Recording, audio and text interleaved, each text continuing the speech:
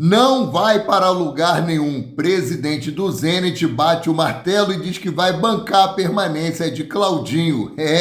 Que história é essa, PQD? Vem comigo que no caminho eu explico. Saudação rubro-negra para a maior e melhor torcida do mundo, a torcida do Mengão. Vem chegando nessa tarde de domingo, como sempre, recheado de informações. Mas antes de mais nada, começou a assistir? Deixa o like de vocês. Não são inscritos? Se inscrevam, não nos segue, passe a nos seguir e acione o sininho para todos os vídeos. Assim vocês ficam informados sobre tudo que acontece nos bastidores do mais querido. Tudo isso para vocês é de graça. É de graça e vocês ajudam muito no nosso crescimento. Canal Paraquedista Rubro-Negro. Não se esqueça, compartilhe os nossos vídeos. Vocês que gostam do nosso trabalho, dá essa moral aí. Bom, final de semana não, domingo sem jogo no Campeonato Brasileiro. Meus queridos e minhas queridas, como eu falei no vídeo da manhã, a 17ª rodada do Campeonato Brasileiro se iniciou ontem, mas essa rodada, esse final de semana ficou aí reservado para a Copa América e para a Eurocopa. E o Flamengo só volta a campo no dia 20 de julho, quando enfrenta o Criciúma no estádio Mané Garrincha, em Brasília. Contudo, a 17ª rodada do Campeonato Brasileiro começou no último sábado, dia 13, dia Mundial do Rock. Apesar disso, este domingo, dia 14, não vai ter jogos do Brasileirão. Sem jogos da Série A do Brasileirão, neste domingo, dia 14, o dia ficou reservado para as finais da Eurocopa e da Copa América. A partir das 16 horas, horário de Brasília, Espanha e Inglaterra medem forças no Estádio Olímpico, em Charlotte, na Alemanha. Por outro lado, a Argentina e Colômbia se enfrentam a partir das 21 horas, todos esses jogos no horário de Brasília, no estádio Red Rock, na Flórida, nos Estados Unidos. Já em solo Tupiniquim, apenas 3 jogos acontecem nesse domingo, dia 14. Às 11 horas da manhã, o Grêmio enfrentou o Operário pela Copa do Brasil, jogo atrasado por causa da catástrofe lá no Rio Grande do Sul. O Vila Nova encara o Avaí às 16 horas e a Chapecoense enfrenta o Brusque às 18 horas e 30 minutos. Esses 2 jogos aí que eu acabei de falar no final é da Série B do Campeonato Brasileiro. A Série A não tem nada. A Série A do Brasileirão, a 17ª rodada, começou ontem, dia 13, e termina na quarta-feira, dia 17. Porém, o elenco do Flamengo não entra em campo, isso porque a Confederação Brasileira de Futebol, mais conhecida como CBF, adiou aí a partida contra o Internacional por conta de compromissos atrasados do time gaúcho na Copa do Brasil e na Copa Sul-Americana. Dessa forma, o elenco do Flamengo só volta a campo diante do Criciúma no sábado, dia 20. As equipes medem força a partir das 16 horas pela 18ª rodada do Campeonato Brasileiro. Esse jogo, meus queridos e minhas queridas, será transmitido pelo Premier Pay-Per-View. Esse jogo não vai passar na TV aberta, Uma boa notícia aqui sobre o grande ídolo rubro-negro, Evaristo de Macedo, que passou por uma cirurgia. A cirurgia, graças a Deus, foi bem sucedida e ele terá alta aí durante a semana. O ídolo do Flamengo e do Bahia passou por um procedimento na manhã de hoje, após um tombo na sexta-feira que fraturou o fêmur, Graças a Deus, a cirurgia correu bem, saúde e, rápida recuperação para você, Evaristo de Macedo, Outra boa notícia que nós temos aqui nesse domingo, é que o Flamengo venceu a 3ª regata do estadual, liderando aí com 323 pontos, quase 100 pontos à frente do segundo colocado, que é o Botafogo, que encerra aí a competição com 231 pontos.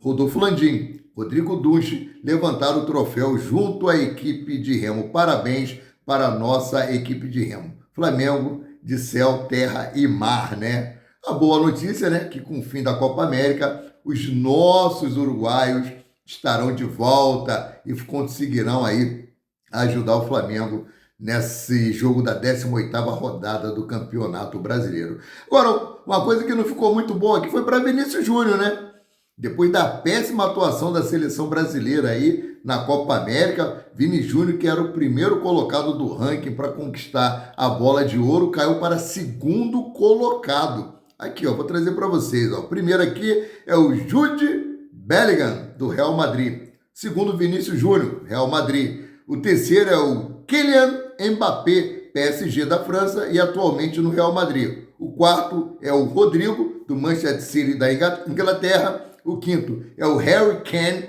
Real Madrid. O sétimo é o Phil Foden, do Manchester City. O oitavo é o Florian Wirtz, do Bayer Leverkusen. O nono é o Dani Carvajal, do Real Madrid. E o décimo é o Lautaro Martinez, do Inter de Milão, da Itália, né? Vale destacar que dentro do top 10, divulgado pelo jornal Goal, estão jogadores que estão envolvidos na final da Eurocopa e da Copa América. Por exemplo, Rodrigo e Carvajal pela Espanha, e Jude Bellingham e Harry Kane e Phil Foden pela Inglaterra. Além disso, Lautaro Martinez joga na Argentina, está na decisão do torneio sul-americano contra a Colômbia. Então, Vini Júnior, um grande cotado aí para o prêmio de bola de ouro, caiu aí uma posição. Mas, como sempre, né, eles dão prioridade para jogadores europeus e não vai ser diferente.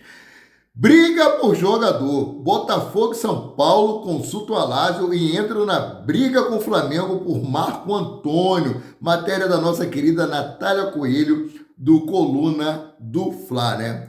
O Flamengo aí que segue atento no mercado da bola, e não é à toa o clube monitora a contratação do meio-campista Marco Antônio da Lazio. O jogador que atuou no POAK da Grécia na temporada 2023-2024 recebeu sondagem de Botafogo e São Paulo. Contudo, segundo informações do jornalista Júlio Miguel Neto, tanto Botafogo quanto São Paulo ofereceram o contrato a Marco Antônio nos mesmos moldes do Flamengo. As equipes tentam entrar na briga com o rubro-negro e por isso procuraram a Lazio. Mas a boa notícia é que Marco Antônio, por outro lado, já deixou bem claro que quer jogar no Flamengo e nem abriu negociações com Botafogo e São Paulo. Atualmente o jogador está no Brasil passando férias na Bahia. No entanto, caso as negociações com o Flamengo não tenham desfecho até a próxima semana, o volante volta à Itália para seguir a preparação de pré-temporada com a Lazio.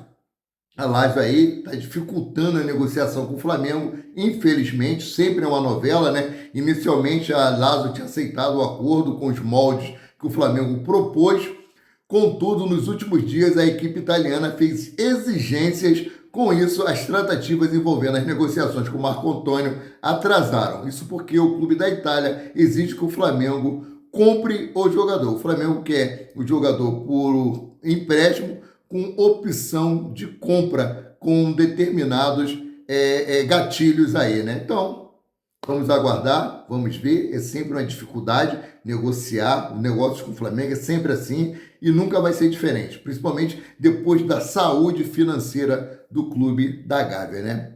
Nora de Tite deseja boas-vindas à esposa de Lucas Paquetá. Que história é essa, PQD? É isso aí, meus queridos. Olha só, Nora de Tite, Fernanda Beck, foi responsável por anunciar a contratação do técnico com o Flamengo, né? A janela de transferência que abriu na quarta-feira, dia 10, e por isso o Flamengo já começou a se movimentar no mercado em busca de reforços. Inicialmente, a ideia do mais querido é repatriar Lucas Paquetá. No sábado, ontem, né, a nora de Tite, Fernanda Silva Beck, deu boas-vindas à esposa do Meia. Olha só, através das suas redes sociais, Fernanda Beck publicou uma foto junto com a esposa de Lucas Paquetá, Maria Eduarda Foner, nos stories do Instagram. A nora de Tite disse, abre aspas, eu amo a gente. Bem-vinda ao Rio de Janeiro novamente, fecha aspas. Agora, a publicação da nora de Tite aí foi o suficiente para que os torcedores do Flamengo ficassem animados, porque os rubro-negros encaram aí a postagem como uma possível spoiler de revelação de uma futura vinda de Lucas Paquetá para o Flamengo. Gente, pode ser tudo isso, né? Pode ser que o Flamengo realmente tenha conseguido aí contratar Lucas Paquetá, tenha chegado a um acordo, que eu acho muito difícil. Já disse que o patrocinador master do West Ham que foi o maior prejudicado, tem pedido essa negociação, quer que o atleta permaneça lá na Inglaterra, né, até o final da conclusão do julgamento, né? E também tem aí férias. Pode estar vindo aqui para o Brasil para poder aproveitar as férias. Sabemos que lá a temporada é assim, 2023, 2024, 2024, 2025, período de férias lá Pode ser isso também. Vamos aguardar para ver como é que vai ficar esse desfecho, se realmente Lucas Paquetá será repatriado pelo Flamengo ou não. Agora, a notícia que pegou todo mundo de surpresa, deixei aqui praticamente para o final, né? Que é sobre Carlinhos, né?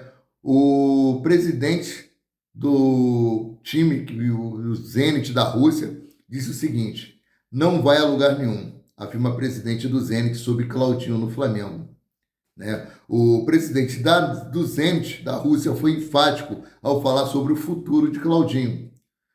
Claudinho, que é um desejo antigo do Flamengo. Claudinho parecia aí cada vez mais próximo, né, de ser o reforço do Flamengo nessa janela de transferência. Contudo, ontem, dia 13, o presidente do Zenit, Alexander Medvedev,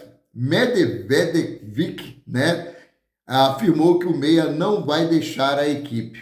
Em entrevista ao Ilai Nikolikov, o presidente do Zenit, foi direto ao afirmar, abre aspas, Claudinho não vai a lugar nenhum. Inicialmente, o Flamengo enviou uma proposta de aproximadamente 15 milhões de euros, cerca de 88 milhões de reais, mais 2 milhões de euros em metas atingidas, um total aí de mais 11 milhões. Apesar da proposta do Flamengo, o Zenit acredita que Claudinho vale mais. Segundo a avaliação do portal especializado em transferências, o Transfer Market, o valor de mercado do meia é de 18 milhões de euros, ou seja, 106 milhões de reais na cotação atual. É importante frisar que inicialmente as negociações pareciam caminhar para um desfecho positivo para o Flamengo. Contudo, depois das declarações do dirigente do Zenit, o sonhado, né, final feliz, pode ser frustrado mais uma vez. Isso porque o meia é desejo antigo do Flamengo, que já tentou contratação do atleta em outras oportunidades, porém sem sucesso, né? Cara, o Flamengo tentou, junto ao Zenit, aí, a contratação de Claudinho, tentou a contratação de Wendel, e essas negociações estavam próximas de serem concretizadas. Sabemos e lembramos muito bem disso. Só que, do nada, o Zenit deu para trás.